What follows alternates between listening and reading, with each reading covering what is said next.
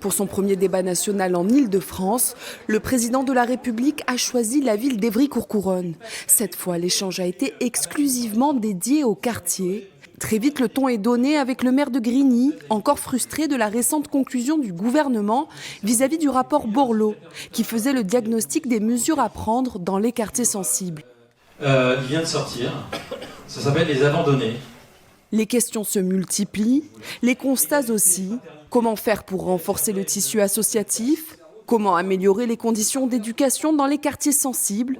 Pour les invités, parmi eux élus, représentants d'associations, parlementaires ou encore habitants, le constat est quasi unanime.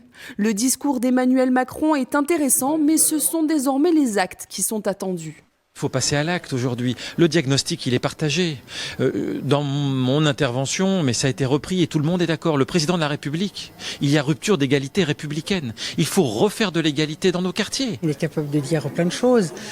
Maintenant, il faut savoir ce que ça va donner dans les actes. C'est ça l'important.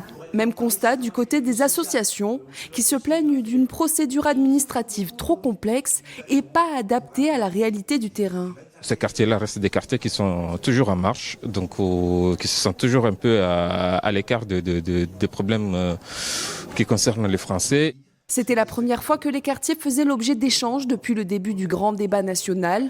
En 2015, l'INSEE recensait 26,7% de personnes vivant avec moins de 1 000 € par mois dans la seule commune d'Évry.